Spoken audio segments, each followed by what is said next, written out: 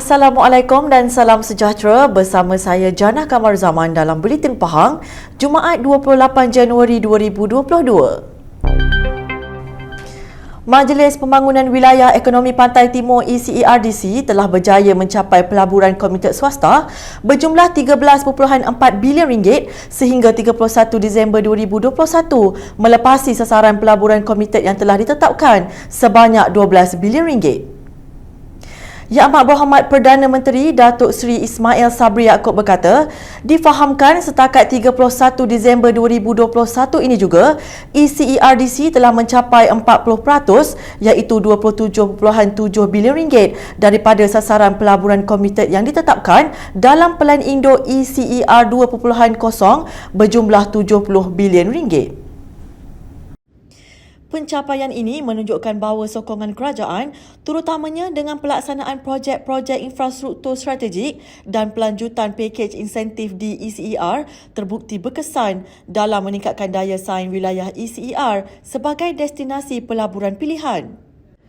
Beliau berkata demikian dalam satu hantaran di Facebooknya selepas mempengerusikan mesyuarat Majlis Pembangunan Wilayah Ekonomi Pantai Timur ECERDC bilangan 1 2022 di Majlis Bandaraya Kuantan. Turut hadir Yang Amat Berhormat Menteri Besar Pahang Datuk Seri Haji Warusti Wan Ismail.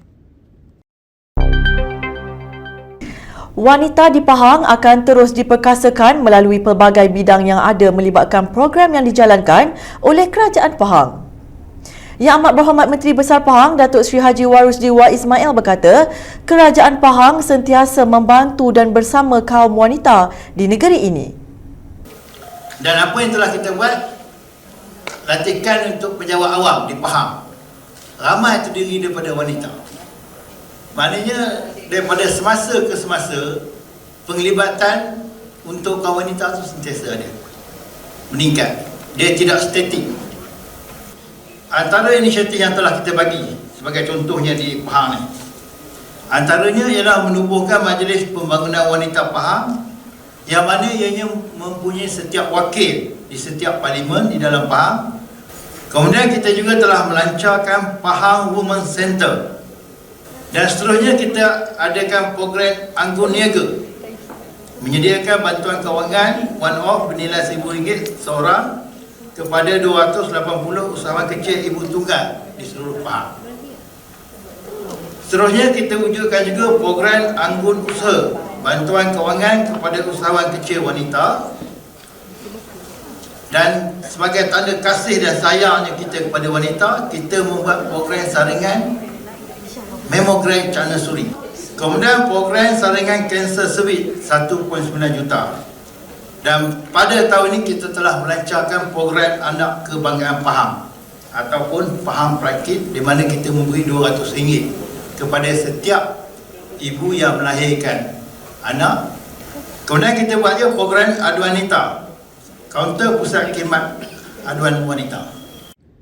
Beliau berkata demikian ketika merasmikan Majlis Perasmian Bengkel Perkasa Wanita Pahang bertemakan wanita mendepani cabaran, membina kemakmuran, mencipta kegemilangan di Hotel Swiss Garden. Turut hadir Pengerusi Jawatan Kuasa Perpaduan Kebajikan Masyarakat Pembangunan Wanita dan Keluarga Negeri Pahang Yang Berhormat Datuk Seri Hajah Shahniza Zamsudin, Pengerusi Lembaga Pengelola UCYP Yang Berbahagia Tan Sri Datuk Seri Dr. Nurul Ainur Muhammad Noor, yang juga Pengerusi Dasar dan Pelan Tindakan Wanita Pahang, dan Timbalan Pengerusi Dasar dan Pelan Tindakan Wanita Pahang Yang Berhormat Datuk Seri Maznah Mazlan. Tambah beliau lagi, bagi tujuan ini, kerajaan negeri telah memberi peruntukan bernilai RM5 juta bagi program melibatkan wanita di Pahang bagi tahun 2022. Kerajaan Negeri Pahang komited dan konsisten dalam memelihara dan memulihara kelestarian alam dan kepelbagaian biodiversiti di negeri ini. Yang Amat Berhormat Menteri Besar Pahang Datuk Seri Haji Warusti Wan Ismail berkata, komitmen dan pendirian kerajaan negeri ini beliau tegaskan ketika mempengerusikan mesyuarat Majlis Biodiversiti Pahang dan mesyuarat Perbadanan Taman Negeri Pahang yang diadakan untuk kali yang pertama pagi ini. Beliau berkata kedua-dua mesyuarat itu diadakan susulan Dewan Negeri Pahang yang bersidang pada Ogos tahun lalu telah meluluskan rang undang-undang bagi Majlis Biodiversiti 26 Ogos 2021 dan RUU Perbadanan Taman Negeri Pahang 25 Ogos 2021. Manakala menurutnya, enakmen Biodiversiti Pahang 2021 dan enakmen Perbadanan Taman Negeri Pahang 2021 telah mula berkuat kuasa 1 Januari tahun ini. Ini bermakna agenda memelihara dan memulihara kelestarian alam dan kepelbagaian biodiversiti di negeri ini sentiasa menjadi keutamaan kerajaan negeri dan ia bukan dilaksanakan secara bermusim, sebaliknya melalui perancangan yang rapi, konsisten dan tersusun.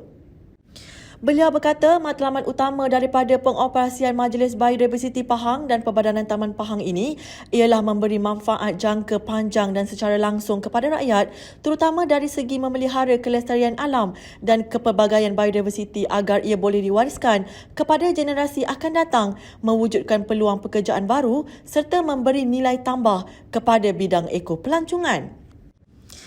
Pengoperasian Majlis Biodiversiti Pahang dan Perbadanan Taman Negeri Pahang ini diharap dapat membantu memperkukuhkan usaha strategi serta pendekatan terbaik berhubung komitmen berterusan Kerajaan Negeri Pahang bagi memelihara serta memelihara kelestarian alam dan kepelbagaian biodiversiti di negeri ini.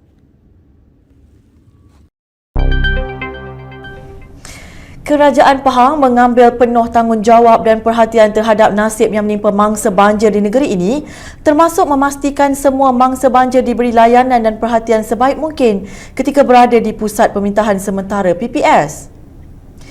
Pengerusi Jawatan Kuasa Sains, Teknologi, Inovasi, Komunikasi dan Multimedia Negeri Pahang Yang Berhormat Datuk Haji Muhammad Fakhruddin Muhammad Arif berkata, Kerajaan Pahang sentiasa turun padang memastikan bekalan makanan terus mencukupi, begitu juga kelengkapan, kebersihan dan keselamatan mangsa banjir di PPS juga amat diambil berat.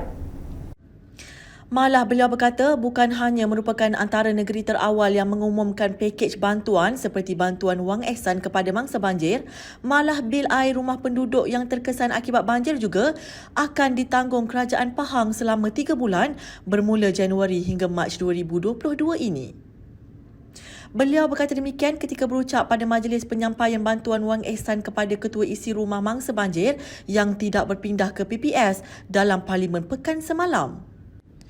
Beliau berkata ahli parlimen dari luar Pahang yang membuat tuduhan tidak berasas tanpa mengambil kira semua usaha yang telah dilaksanakan Kerajaan Pahang bersama kepimpinannya membela nasib mangsa banjir di negeri ini. Katanya tuduhan tidak beretika itu amat mengguris hati semua rakyat di negeri Pahang ini. Lebih 4,000 mangsa banjir di daerah Pekan terlibat menerima bantuan wang ihsan termasuk 3,205 KIR tidak berpindah ke PPS dengan peruntukan keseluruhan berjumlah hampir 6 juta ringgit. Tahukah anda konsep reka bentuk menara Kuantan 188 yang tegak dan profilnya yang tirus merujuk kepada struktur senjata Melayu lama iaitu lembing dan hujung bilah lembing seperti yang terdapat pada Jata Negeri Pahang Darul Makmur. Baiklah, untuk mengetahui lebih lanjut mengenai Menara Kuantan 188 ini, kita ikuti kupasan oleh wartawan Fairuz Muhammad dan juru kamera Najmuddin Zahid.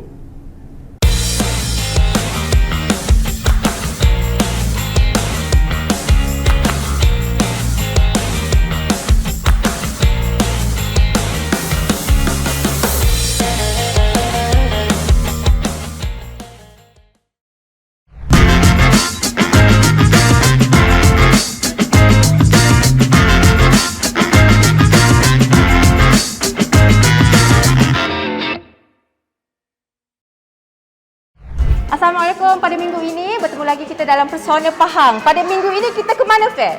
Kita ke Menara Kuantan 188. Jadi kalau nak tahu apa yang ada di Menara Kuantan 188 ni, jom ikut kami.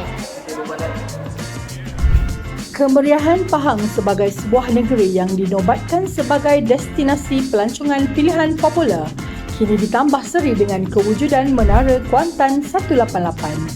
Merupakan menara ketiga tertinggi di Malaysia, Menara Kuantan 188 menyajikan pemandangan indah Bandar Kuantan serta alam semula jadi yang begitu mempesodakan.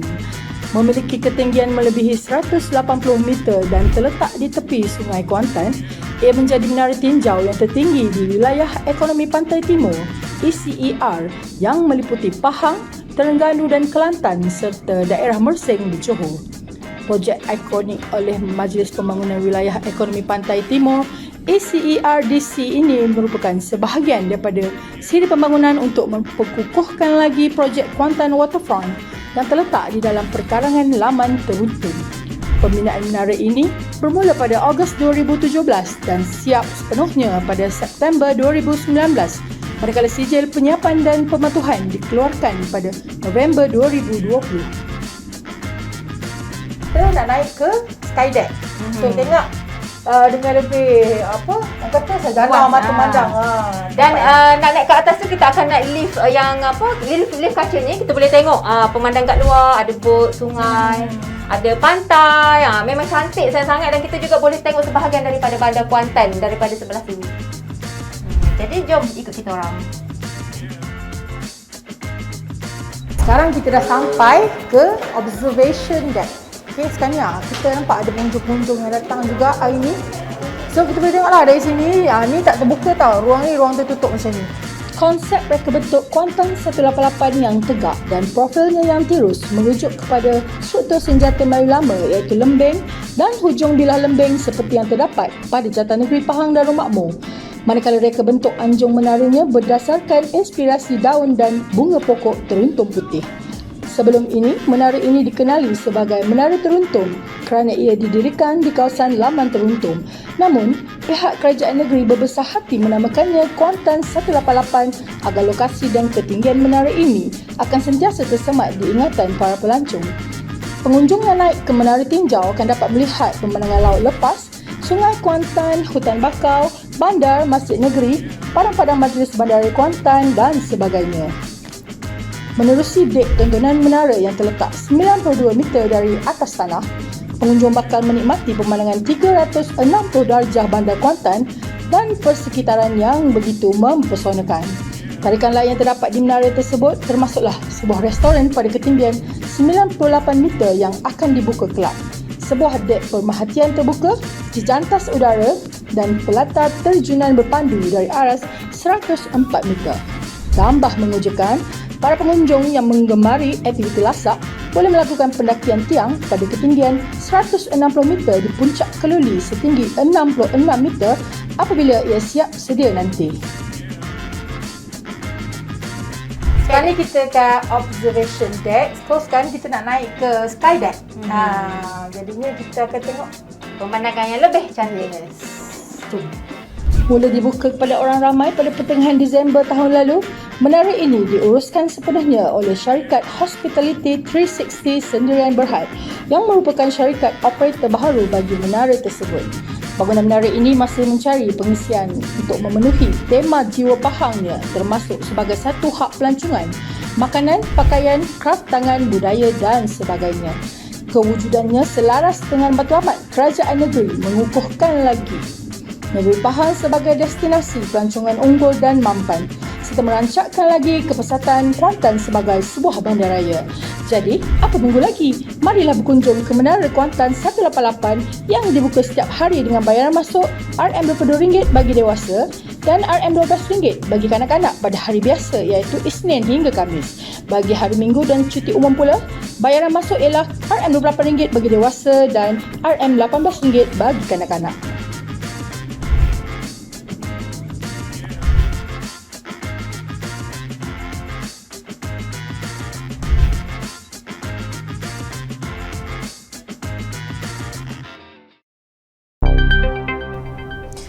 Baiklah, berita itu tadi mengakhiri Buletin Pahang pada hari ini.